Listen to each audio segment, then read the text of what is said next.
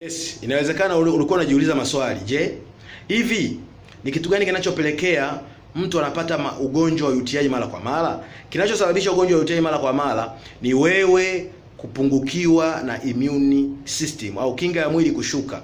Na kinga ya mwili inashuka kulingana na maisha unayoishi, unakula nini, unakunywa nini, unawaza nini. Maisha mengi ya watu wengi wa Afrika ni maisha ambayo kwa asilimia kubwa ni maisha ambayo tunaishi kwa kutumia akili. Kwa maana yake akili inatumika zaidi, kwa kinga ya mwili inashuka.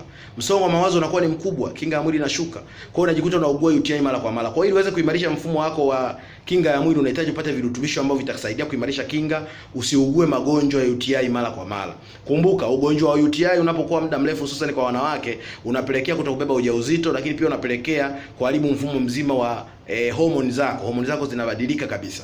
Kwa hiyo niko hapo kuambia kwamba una uwezo wa kudhibiti hilo tatizo lisijirudie na una uwezo wa kupona hilo tatizo lisijirudie endapo tu utachukua maamuzi ya kunitafuta, kwa sababu mwili wa mwanadamu unajiponya wenyewe, hauponywi na dawa. Kwa hiyo unatakiwa upate virutubisho ambavyo vitasaidia kinga yako iweze kuponya mwili wako wenyewe. Asante na karibu sana.